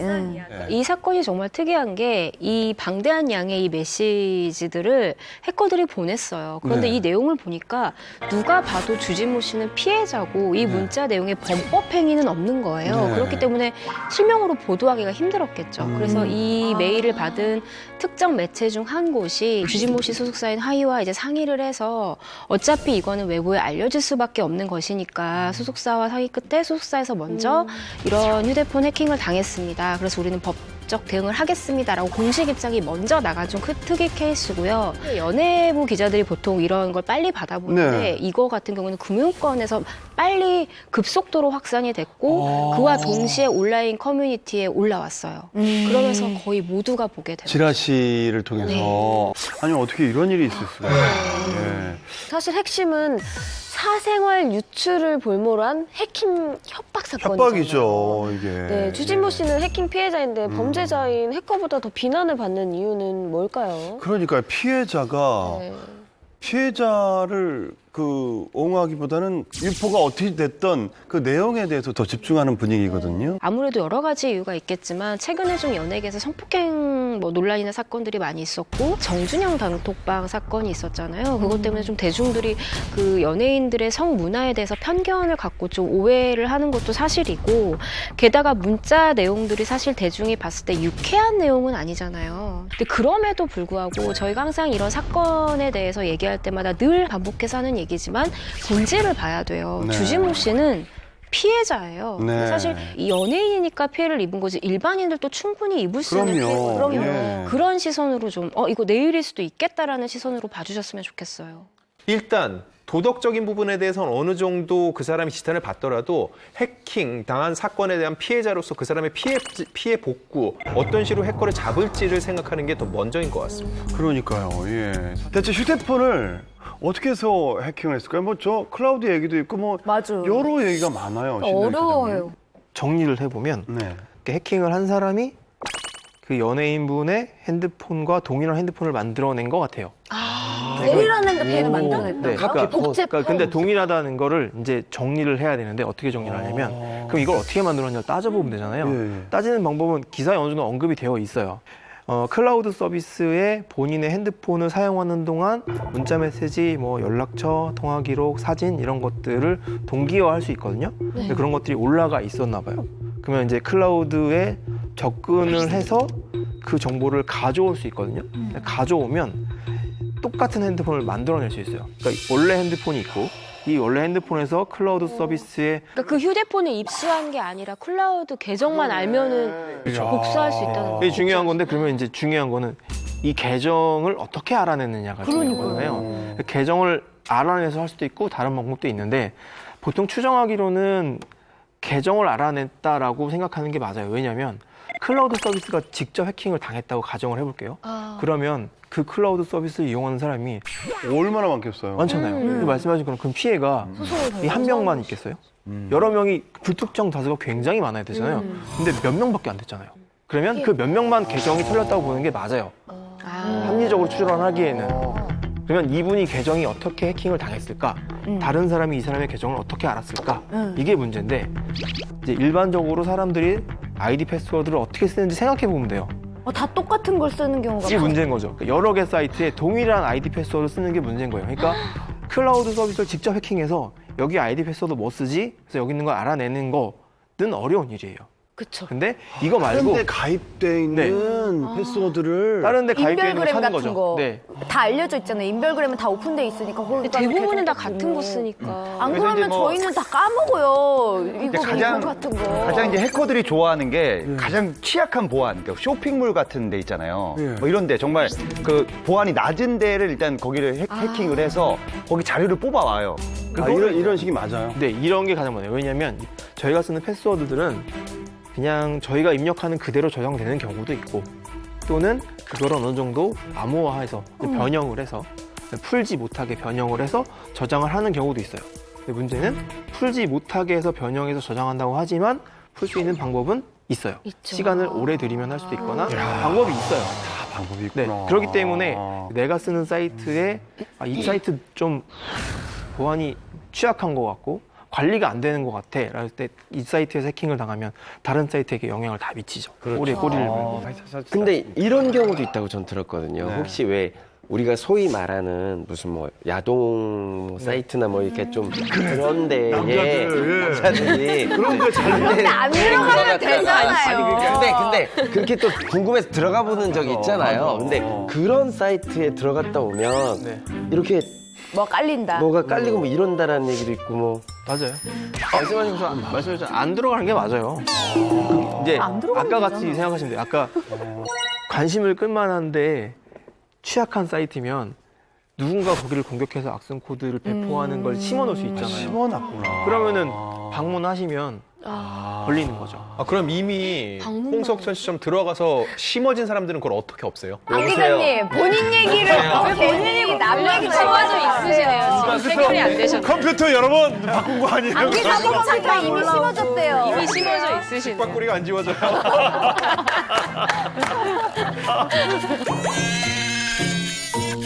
지금 주진모 씨 사건이 클라우드 계정이 해킹이 당해서 이랬던 거잖아요. 그래서 많은 분들이 좀 무서워하고 계시는데 그러면 이런 해킹을 안 당하려면 클라우드 서비스를 뭐 이용을 안 한다든지 뭐 비공개로 해야 된다든지 삭제를 이렇게 해야 되나요? 뭐 아예 안 쓴다, 뭐 비공개로 한다. 이거는 뭐 현 시대에 적당하지 않은 답변인 것 같고요. 일단은 원인은 그거라고 추정이 되잖아요. 다른 사이트에서 해킹을 당한 게 이쪽으로 전이됐다. 그러면 모든 사이트에 내가 아이디 패스워드를 다른 걸 쓰면 되겠죠. 기억 못 한다고요. 기억할 수 있는 방법은 너무 있어요. 어렵다. 규칙을 만들어서 하면 되는 거고, 그리고 이제 대부분의 서비스들이 요즘에는 지문 인식도 있고 뭐 얼굴로 인식도 돼 있으니까 그런 걸 적극적으로 활용해가지고 두 번 인증하시는 게 훨씬 효과적이죠. 알겠습니다. 죄송한데 머리가 너무 복잡해지는데 그냥 산에 들어가서 살면 괜찮은 거죠? 그렇죠. 예. 아니 그러면 그냥 스마트폰을 없애시면 되잖아요. 근데 그거 없이 못 살겠더라. 그러니까. 자, 그리고 주진모 씨 메시지 때문에 불똥이 튄 곳이 있다고 들었습니다. 어디죠? 네, 바로 주진모 씨의 사모임 싱글벙글인데요. 네. 이 메시지 내용에 이 사모임 싱글벙글을 언급하는 내용이 있기 때문인데요. 때문에 많은 네티즌들이 이게 어떤 모임인가 궁금해했었죠. 네. 그러니까 뭐 싱글벙글 이름만 들으면 굉장히 뭐 유쾌한 뭔가 개그 동아리스럽기도 하고 그런데 이 모임은 어떤 모임인가요? 싱글 벙글이잖아요. 싱글. 골프 용어잖아요. 골프 모임입니다. 그런데 주진모 씨 외에도 뭐 안성기 씨, 현빈 씨, 정우성 씨, 장동건 씨, 김승우 씨 등 워낙 쟁쟁한 배우들이 많이 포함이 돼 있어서요. 사실 유명한 연예인 사조직이죠. 싱글이 아니라 싱글이었군요. 그렇죠. 네. 그 주진모 씨 메시지 내용을 보면 이 골프에 관한 내용이 나온다고 했잖아요. 근데 이런 대화 중에 골프 라운딩 멤버로 비니가 언급이 됩니다. 그런데 해당 인물로 현빈 씨가 이제 뭐 굉장히 사람들 입에 오르락내리락 하게 됐고 갖가지 루머까지 양산이 됐었던 거예요. 그래서 현빈 씨 측에서 더 이상 이제 뭐 이상한 이야기가 루머가 나올 시 법적 대응하겠다라고 밝혔습니다. 네. 그리고 제가 아까 688장을 읽었다고 했잖아요. 여기서 지목한 것이 만약 현빈 씨가 맞다라고 한다면 현빈 씨에 대해서는 정말 별 내용이 없습니다. 그러니까 현빈 씨 팬들이 그렇게 걱정하지 않으셔도 될 것 같아요. 네. 네, 그런데 해당 사건을 수사하던 경찰은 주진모 씨 외에도 다수의 연예인들이 피해를 입었다고 밝혔는데요. 그렇다면 해커는 왜 주진모 씨의 사생활만 유포를 했을까요? 네, 일단 한 매체 보도에 따르면요. 이 주진모 씨를 비롯해서 배우, 아이돌, 그리고 셰프 등 유명인 10명이 이 해킹과 협박에 시달렸다고 하는데요. 실제로 해커에게 돈을 건넨 아이돌도 있다고 팩트로 밝혀졌고요. 아무래도 이 협박에 응하지 않은 주진모 씨가 좀 보복성 사생활 유출을 당한 게 아닌가 싶습니다. 사실 이것도 제가 취재한 내용 중에 공개되지는 않는 내용인데요. 네. 주진모 씨가 대응을 안 했습니다. 아, 해커가 협박을 했을 그렇죠. 때. 그 조건에 네. 여러 사람에게 동시다발적으로 갔는데 실제로 돈을 주고 입막음 한 연예인도 있고요. 계속 얘기가 오가면서 협상을 하는 사람도 있었는데요. 주진모 씨 측은 무대응이었습니다. 아, 그냥 무시를 했군요. 그렇죠. 근데 그게 응하지 않는 건 당연한 거 아니에요? 그럼요. 그러니까 주진모 씨 그거라고서는 그냥 법적 절차를 밟은 건데 다른 응에서 그걸 진행하는 사람들에 비해서 당연히 이쪽은 더 이상 우리가 돈을 뜯어낼 수 없겠다고 판단을 했겠죠. 그래서 주진모 씨가 1차적인 타깃이 된 것으로 저는 알고 있습니다.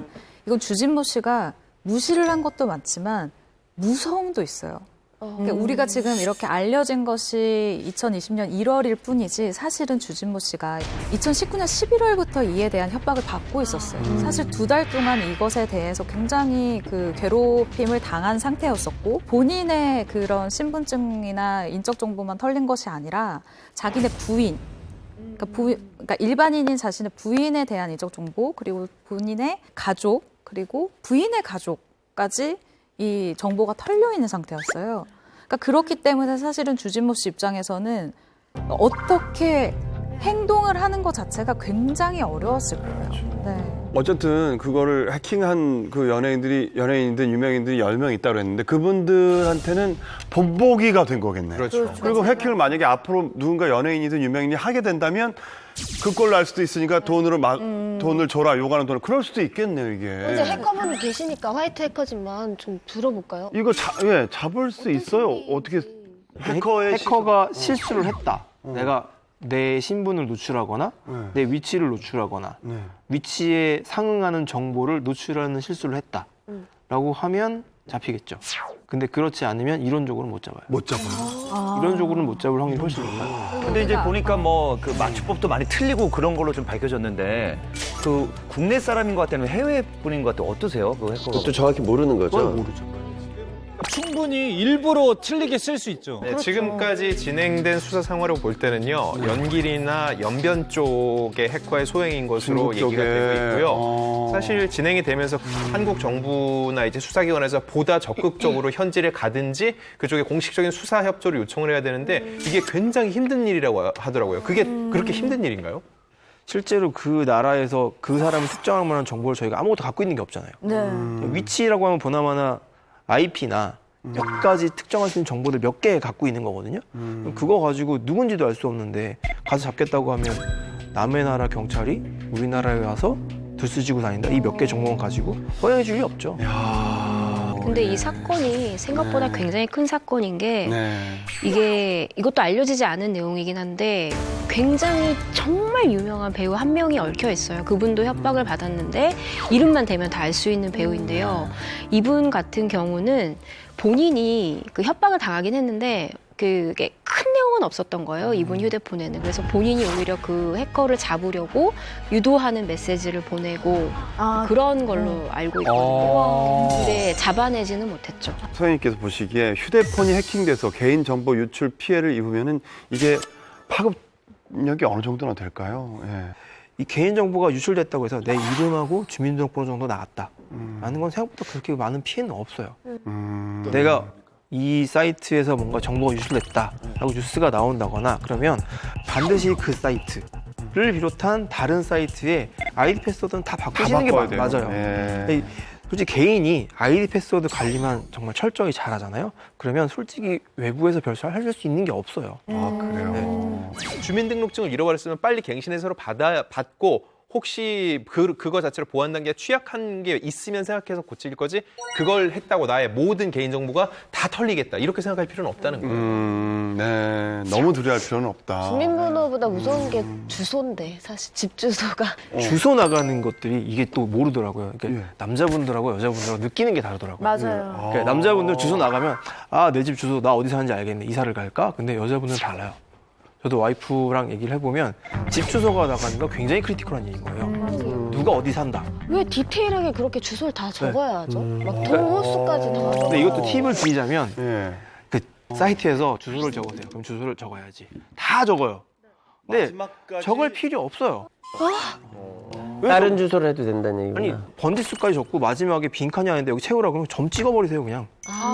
빈칸만 아니면 되잖아요. 그리고 내가 만약에 쇼핑몰에서 물건을 꼭 받아야 돼요. 그런 경우에는 주소를 쓰고 나서 나중에 다시 지우세요. 그러시면 되잖아요. 그게 남아있는 기록을 지우시면 물론 불편한 수고를 좀 해야 되지만 어쨌든 걱정하시잖아요. 그러니까 여성분들은 집 주소 써놔라고 할 때 굉장히 걱정이구나. 최근에 제가 방송에서 본 건데 그 사람이 이제 카드나 뭐 휴대폰이 있잖아요. 그러면 그 사람 옆에 가갖고 블루투스를 이용해서 그 정보를 받아서 결제하는 이것도 가능해요? 정도까지도 네, 가능해요. 요즘에 휴대폰 이게 안에 가능하다고? 들어오고 있잖아요. 블루투스를 얘기하시니까 켜놓은 것만으로도 블루투스를 이용하는 경우는 얼마 전까지 블루투스를 켜놨다는 사실 하나로 블루투스를 이용해서 그 핸드폰의 권한을 그대로 다 획득할 수 있는 취약점이 있었어요. 그래서 지금은 많이 패치됐어요. 그래서 지금 많이 패치돼서 지금 만약에 최신 핸드폰을 쓰시면 문제는 없을 거예요. 야, 무서운 세상이네요. 사회생활상 필요한 건 하지만 내 개인 스스로 내가 직접 피해를 입을 거나 아니면 나를 통해서 다른 사람이 피해를 입을 수 있으니까 내가 갖고 있는 수많은 기기들이나 이런 거에 대해서 신경 써야 된다. 여기까지 생각하시는 게 잘 맞는 것 같아요. 사회생활을 안 할 수 없잖아요. 무섭다 정말. 소장님 때문에 사회생활 못하게 생겼습니다 지금. 아니 근데 이건 정말 알아야 돼. 왜냐면 그럼요. 지금 사건으로 어쨌든 이게 지금 우리가 여기서 얘기를 하고 있잖아요. 주진모 씨 같은 경우는 어쨌든 지금 일파만파 이게 뭐 주변에 있는 연예인부터 가족부터 본인도 굉장한 피해를 입고 있지 않습니까? 예. 자, 주진모 씨가 휴대폰 해킹으로 피해를 입었다면 과거 국민 SNS였죠. 미니홈피를 해킹당해 3,500만 원이나 갈취당한 스타가 있었다고 합니다. 어떤 분이 이런 막대한 피해를 입으셨던 건가요? 네, 바로 아시아의 별 보아 씨 이야기입니다. 지난 2007년에 보아 씨의 미니홈피를 해킹을 해서 개인 정보 그리고 자료를 빼돌린 거예요. 그래서 이를 유포하겠다고 협박을 한 거죠. 이 일로 수천만 원을 뜯어낸 이 대학생에게 실형이 선고가 됐었는데요. 죄송한데 그 2007년에 대학생이셨나요? 김도희 씨. 저희가 그냥 알리바이만 확인할게요. 네, 회사 첫 해. 네, 서씨입니다, 서씨. 서씨 빠져나가는군요. 서동희도 어울리지만 서동희도 굉장히 어울리지 않습니까, 이름이? 예. 실형이 선고되었는데 서씨면은 이건 실명입니다. 신동희 씨가 역시 해커입니다. 철미합니다 아주. 네, 이 사건의 전말을 알려드릴게요. 이 범인 서 씨가 2006년 4월 초에 보아 씨의 미니 홈피를 해킹을 합니다. 근데 이 보아 씨가 동료 연예인들이랑 주고받은 뭐 이메일도 있었고요. 그때 데니안 씨랑 같이 찍었던 사진 뭐 이런 것들이 다 해킹을 당한 거예요. 이렇게 보아 씨의 사생활이 담긴 그런 자료들을 이제 빼낸 거잖아요. 그래서 이제 이 가해자가 보아 씨의 매니저에게 이메일을 보내서 돈을 주지 않으면 이 자료를 언론에 유포하겠다 이렇게 협박을 해서 3,500만 원을 뜯어냈습니다. 그래서 당시에 보아 씨의 소속사인 SM은 보아와 데니아는 방송 출연을 통해서 이제 서로 알게 된 동료 연예인일 뿐인데 미니홈피를 해킹한 범인이 실제와 다른 내용을 유포하겠다라고 협박을 했다라고 설명을 했는데요. 범인은 경찰에서 자신의 신분이 드러나는 것을 막기 위해서 보아 씨의 홈페이지를 통해서 알아낸 이효리 씨의 이메일로 협박 편지를 또 썼다고 합니다. 이야. 그러면 이효리 씨도 해킹이 당한 겁니까? 그러면? 아니, 이효리 씨의 그 이메일만 알아낸 거겠죠. 네. 아, 이메일만? 그런 거 아닌가요? 두 가지 경우 다 있어요. 그러니까 이유리 씨의 이메일 해킹을 당했거나 이효리 씨가 사용하는 이메일 주소를 알고 있으면 메일을 보낼 때 저희가 이제 보낸 사람이 보이잖아요. 보이는 게 전부가 아닌 거죠. 보낸 사람은 안 돼.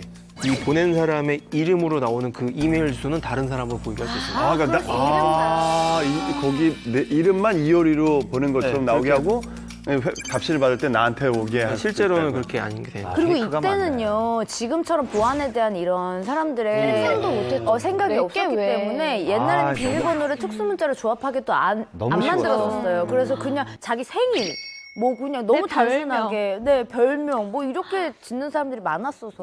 그러니까 범인은 인터넷 정보 공유 사이트에서 이 보아 씨의 이메일 주소하고 미니홈피 아이디를 입수한 뒤에 비밀번호 힌트와 그리고 데뷔 연도 등을 조합하는 방법으로 이 비밀번호까지 알아냈다고 합니다.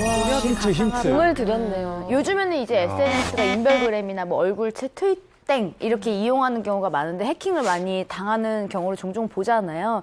이 경우도 아이디와 비밀번호를 도용당해서 해킹을 당한 건가요? 아니면 다른 방법이 또 있나요? 거의 대부분이 아이디 패스워드 도용당하는 경우고요.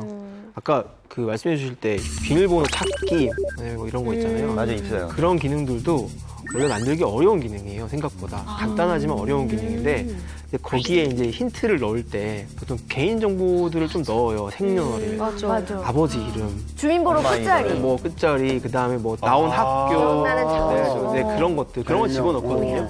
그 답을 넣어준 게 너무나 일반적인 거예요. 넘어가면 그 다음 단계는 뭐겠어요? 비밀번호 새로 맞췄네? 다음 비밀번호 이제 새로 비밀번호 세팅하세요. 이렇게 되는 거잖아요. 해킹 당한 거네요. 해킹 당한 거예요 이미. 그렇지.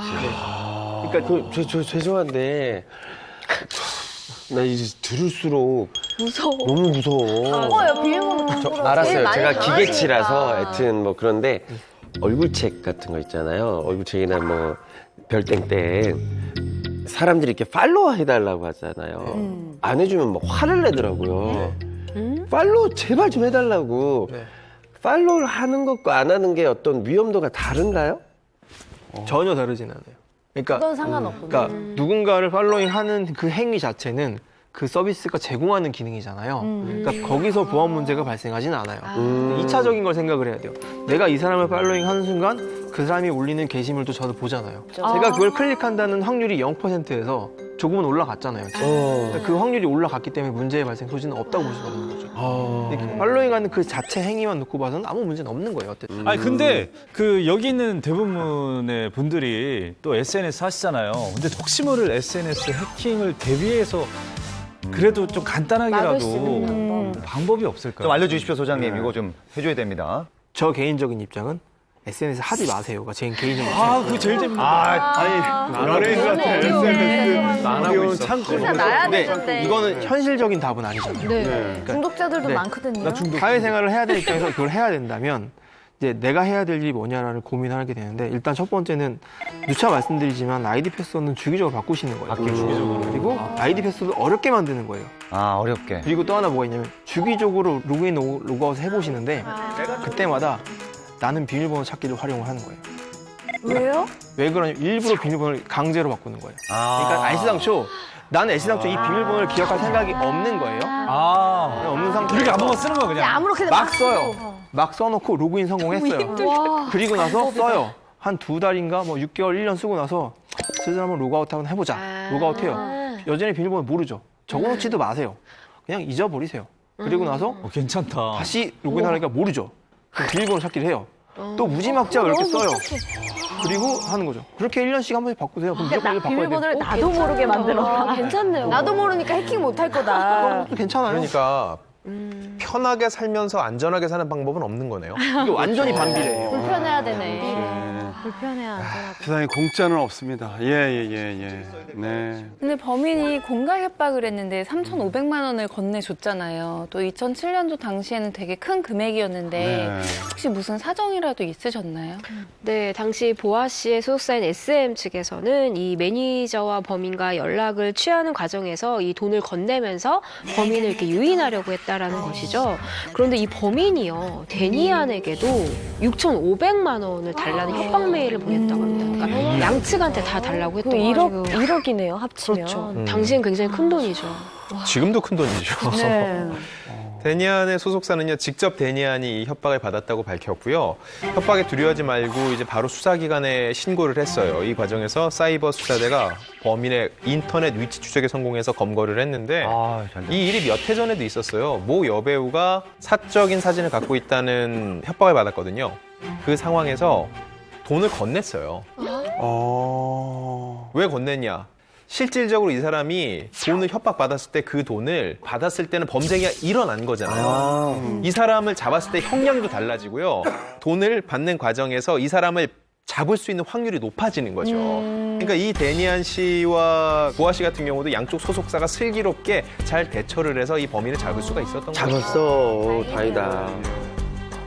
사실 스타들의 사생활이 유출되는 경로가 돈을 목적으로 한 악의적인 해킹도 있지만 당사자 몰래 찍은 사진들이 인터넷에 올라오면서 확산되는 경우도 많죠. 네, 맞습니다. 요즘엔 누가 그렇다더라 이거 한마디만 해도 사실 SNS로 이 소문이 너무 순식간에 퍼져나가는 세상이잖아요.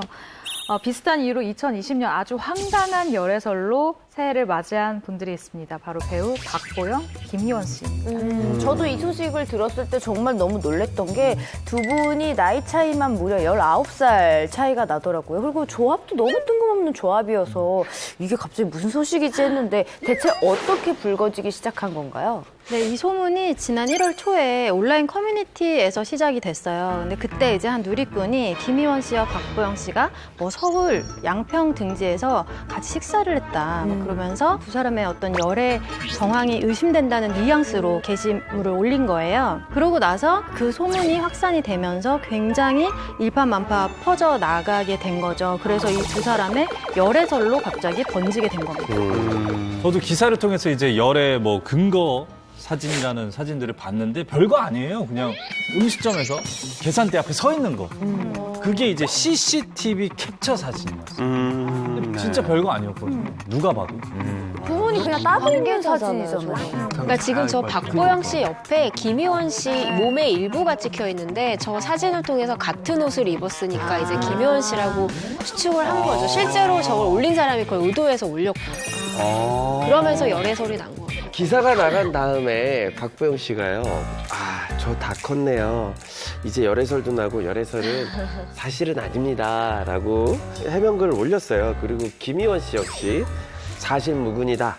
라고 입장을 밝히면서 해프닝으로 마무리가 됐습니다.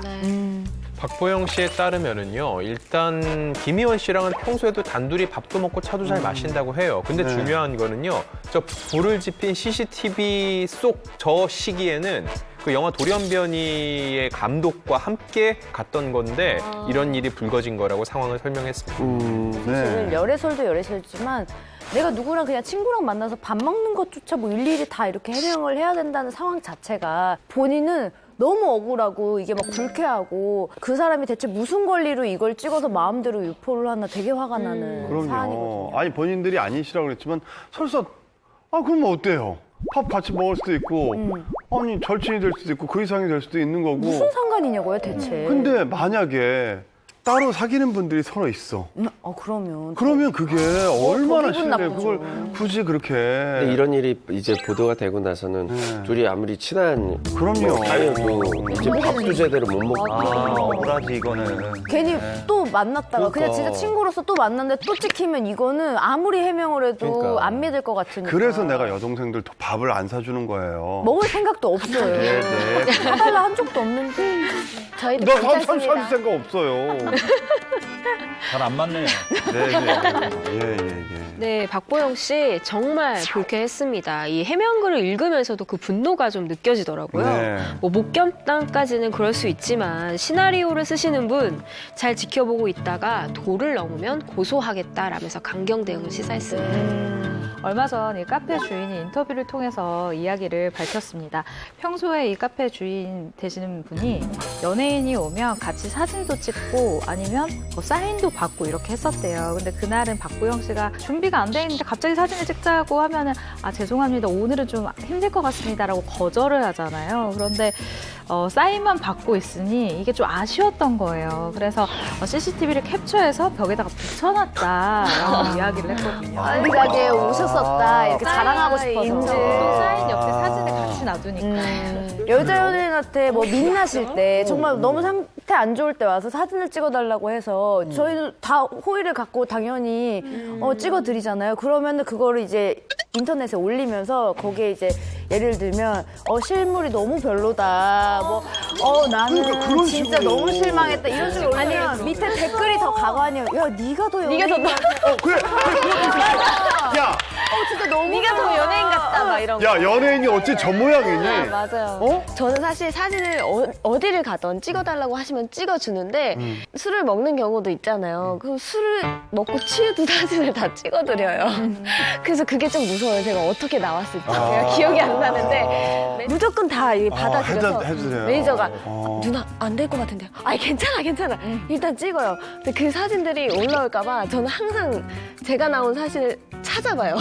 혹시나. 그게 좀 무서워요. 어쨌든 그 카페 주인이 아기가 있어서 한 행동은 아니라는 건 좀 알겠지만요. 네.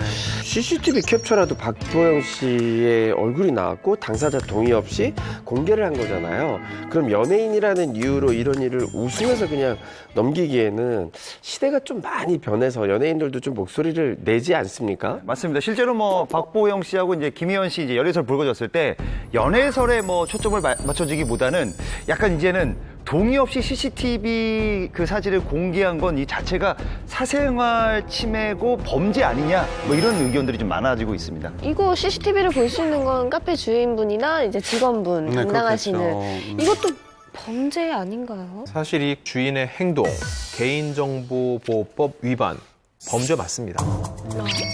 개인정보보호법이요, 이 공공장소에 설치된 CCTV 영상이라 하더라도요, 이 영상을요, 보세요. 그냥 찍은 거, 이거는 CCTV니까 어쩔 수 없는 거죠. 불법으로 유출해서 공개하는 건 금지하고 있거든요. 이거는 확실하게 법적 처벌까지 가능하다는 거 절대 잊지 말아야 돼요. 네, 네. 저도 이걸 변호사분들한테 물어봤었는데 일단 연예인의 얼굴이 나온 이런 사진들 CCTV 캡처까지 포함해서 본인 동의 없이 상업적 목적으로 공개를 하게 되면 이게 퍼블리시티권 위반 소지가 있다라고 입을 모으고 있습니다. 그런데 여기서 퍼블리시티권이라는 것이 쉽게 말해서 뭐 이름이라던가 아니면은 뭐 연예인의 얼굴, 뭐 몸이 나온 이러한 사진들을 사용할 수 있는 결국에 권리예요. 예. 네, 이번 해프닝 무심코 올린 사진 한 장이 타인에게 엄청난 피해가 될 수 있다는 메시지를 주지 않았나 싶은데요. 그런데 사실 사생활 침해 기준이라는 게 딱히 정말 정해진 게 없잖아요. 네. 개인마다 느끼는 차이도 있고, 네, 스타의 사생활 침해 기준 어떻게 정의를 해야 한다고 보시나요? 저는 사실 이 스타의 사생활 침해 기준이 되게 애매모호하다고 생각이 들어요. 그러니까 저는 이게 좀 일종의 성추행이랑 좀 기준이 비슷하다는 생각이 드는 게 일단 기본적으로 피해자가 이거는 내가 굉장히 성적 불쾌감을 느꼈다, 수치심을 느꼈다라고 생각하면 그때부터 성추행이에요. 근데 저도 마찬가지로 사생활 침해 역시 내가 알려지지 않았으면 하는 정보 혹은 그 내용이 타인에게 알려지는 그 모든 것이 사생활 침해라는 생각을 하고 있습니다. 네. 근데 나 궁금한 게 갑자기 해커님이 오셨으니까 CCTV도 해킹이 됩니까? 지금 저희 지금 것 CCTV 같은데요? 얘기하고 있는데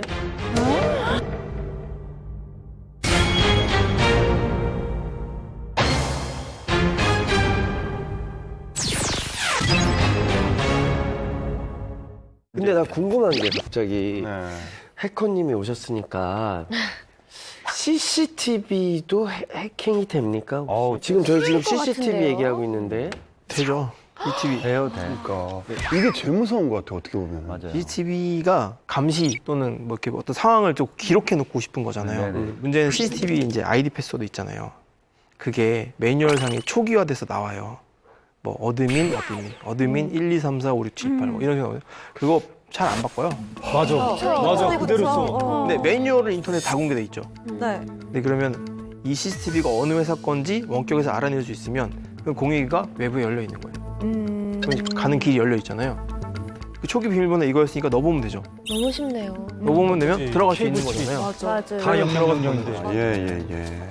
저 그럼 하나만 서비스예요. 더 여쭤보고 싶은 게 아마 직장인들 다 컴퓨터 쓰시는 분들 다 이 생각 아마 해야 할 거라 생각하는데 왜? 노트북에 카메라 있잖아요. 네. 어떤 드라마에서 봤는데 그 카메라가 찍히더라고요. 찍혀요. 찍으라고 있는 카메라예요. 저희 핸드폰 뒤에 달린 카메라 마음 먹으면 찍히더라고요. 그래서 거기에 뭐 이렇게 막아놓으라고. 그래서 어떻게 해야 되는지 이렇게 막아놔야 되는 건지. 막아놓는 게 좋고요. 카메라를 찍겠다고 활성화가 딱 되면 그 불이 켜져요. 들어온다. 켜지면 내가 의도하지 않았는데 켜졌다라고 하면 무조건 빨리 닫으시는 게 나은 것 같고. 원래 이렇게 붙여놓는 게 좋아요.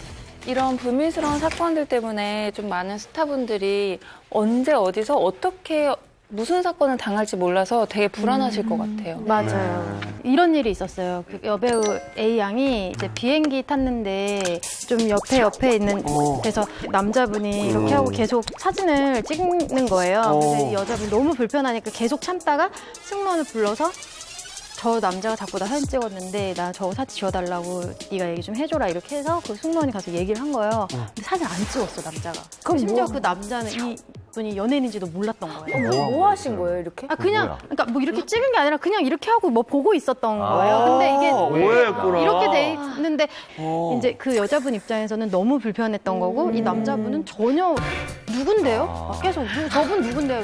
너무 화가 나셔가지고. 해프닝. 근데 그게 되게 애매하더라고요. 왜냐면 애매하다. 저도 이제 동네 사우나에서 샤워를 하고 이제 이렇게 털고 있는데 뒤에 이렇게 어떤 좀 어린 친구가 휴대폰이 이렇게 제 방향으로 와 있는 거예요. 나도 그런 경험 있어요. 우리 연예인들은 그게 되게 예민해가지고 혹시나 찍을까 봐. 계속 휴대폰을 들고 있으니까 안 찍었다 해도 내가 확인을 해야 되겠더라고. 그러니까요. 근데 맞아. 찍었어. 그러니까. 그래서 내가 지웠어. 고속감이다. 진짜 고속감이다. 아, 연예인이라는 이유로 불편해, 연예인. 이렇게 불특정 다수에게 항상 감시당하는 것 같은 기분, 이 저희 모두 한 번쯤 겪어본 일인 것 같은데요.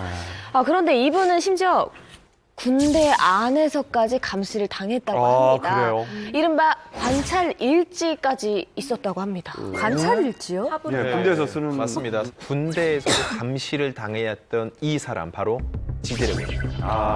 2018년이었는데요. SNS에 지드래곤 관찰일지라는 게시물이 올라와서 굉장히 화제와 또 놀라움을 금치 못했는데 그 내용을 보면은 지드래곤의 머리에 있는 그 땜빵 자국, 복용 중인 약, 속옷 사이즈, 신체의 어느 위치에 문신과 점이 있는지가 세세하게 적힌 이 개인 정보들이 고스란히 적힌 기록이 SNS에 돌고 있었던 겁니다. 아니 누가 나를 몇 초 이상 빤히 보기만 해도 기분 나쁜 게 정상인데 얼마나 불쾌했을까요? 이게 지금 이제 지드래곤 씨가 입원을 했던 군병원에 이 근무하는 병사 A 씨가 작성했다고 추정을 하고 있어요. 근데 이 지드래곤 씨를 관찰한 병사 A 씨가 여자친구한테 이걸 그대로 편지를 보낸 거죠. 그래서 여자친구가 그 편지를 사진을 찍어서 SNS에 게재되면서 여자친구는 또 왜 이러세요? 아니, 왜 이렇게 자랑하고 싶었던 거죠? 자랑하고 싶었어요. 아니 그걸 보낸 사람도 웃기지만 그걸 또 찍어서 올린 사람은 서로 부끄러움을 모르는 거예요? 군대에서까지 사생활 유출 피해를 입을 줄 누가 알았겠습니까? 네. 게다가 진짜 상상도 못했을 방식인데 혹시 이런 경우도 법적으로 처벌이 가능할까요? 이 내용이 지드래곤 씨와 관련된 정보가 맞다면 이제 이게 개인정보인 만큼 좀 명예훼손에 해당될 수 있는 부분이 있다고 하고요. 그리고 오며 가며 본 거라고 하기에는 너무 자세히 알고 있다 해서 의무병이 아니냐 그런 얘기들이 있었거든요. 유포자가 의무병이라고 할 경우에는 이제 의료 정보를 유출했기 때문에 처벌 가능성이 있다고. 당시 지드래곤 씨가 발목 수술로 국부병원에 입원을 했었는데 일반 사병인데도 불구하고 간부급이 이용하는 1인실을 사용했다 때문에 여론이 무척이나 굉장히 안 좋았거든요. 어떤 특혜를 받고 있지 않느냐 그랬는데 지드래곤을 일반 사병들과 동일하게 대우해라라는 국민 청원까지 올라온 상황이었거든요. 근데 이 사건 이후로 180도 여론이 바뀝니다. 국방부에서 이런 얘기를 합니다. 본인은 물론 다른 입원 환자의 안정을 위해 내린 불가피한 조치였다라고 해명했는데 그런데도 대중들은 뭐 싸늘했거든요, 비판이. 그러다가 이 관찰 일지가 이제 세상에 알려지고 나서 바로 이제 사생활 침해가 오죽했으면 그랬을까라면서 이제 지드래곤 쪽으로 완전 바뀐 거죠, 대중이. 네. 자, 지드래곤 씨가 믿었던 전우에게 사생활 유출 피해를 당했다고 한다면 믿었던 스텝에게 당할 뻔한 스타도 있었습니다. 바로 배우 신세경 씨인데요. 방송 촬영을 하는 도중에 그것도 숙소에서 불법 촬영 장비를 발견해서 화제가 됐었습니다.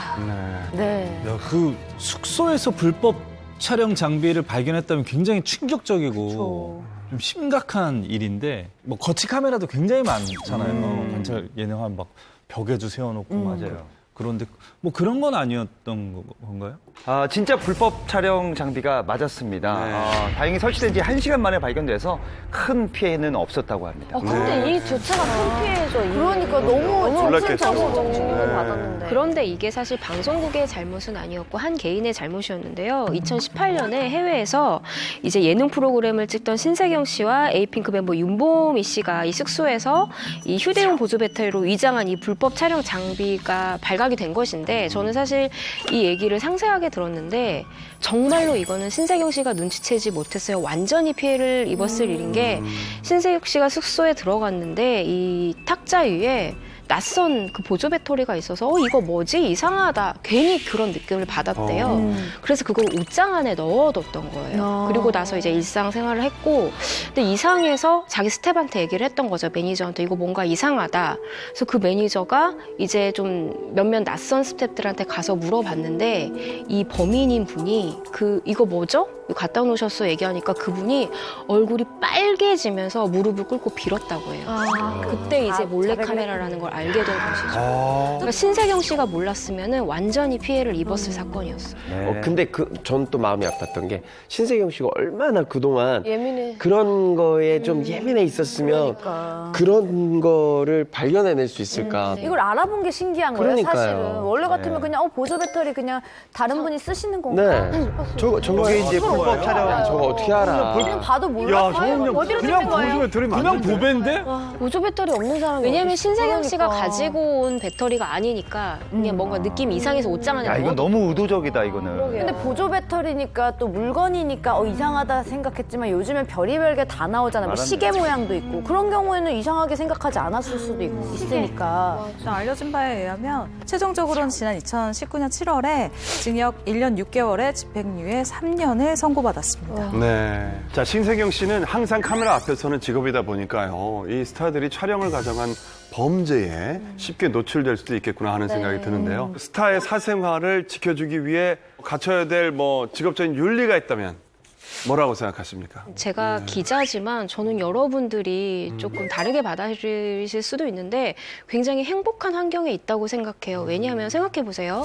홍콩, 대만, 미국, 중국 언론은요. 파파로치 더 하지. 정말 엄청나게 일상에 거의 침투해서 촬영을 합니다. 근데 우리나라 한국 언론의 이 자본시장은 그렇게 넓지 않아요. 일단 사진시장이 크게 있지 않기 때문에 열애나 이런 정도의 결혼, 이혼 이런 거 좀 알려지고 싶지 않은 부분은 물론 취재하는 부분이 있죠. 그러나 여러분들의 자녀를 일상을 따로 쫓아가서 찍는다거나 이런 언론은 우리나라에 한 곳도 없어요. 그래서 이 정도의 사생활 감수는 저는 어느 정도는 해야 된다라고 생각을 해요. 기자들이 취재하는 열애라든지 결혼이라든지 그런 것들이 딱 사생활이잖아요. 전적으로 사생활이고 그리고 그 당사자들은 나가는 걸 원하지 않을 수도 있거든요. 하지만 저희가 어쩔 수 없이 좀 어느 정도 조율하고 이렇게 해서 쓰는 부분들이 있거든요. 나가지 않길 바란다고 해서 항상 안 내면 기사를 아예 쓸 수가 없겠죠. 하지만 어떤 가족에 관련된 아픈 내용이라든지 불륜 관련된 제보 같은 게 좀 많이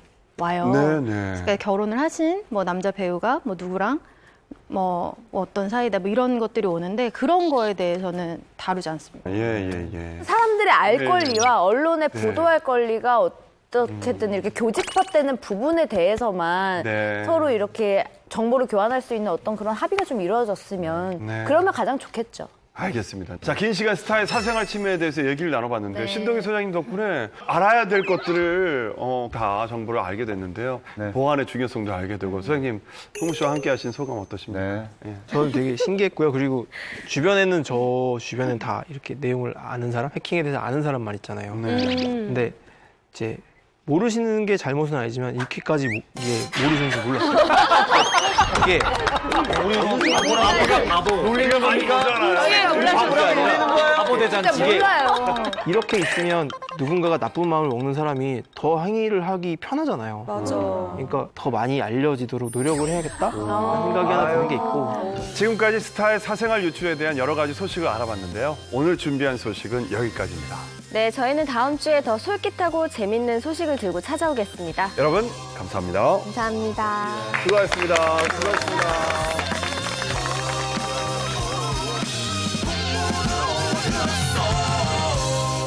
채널 A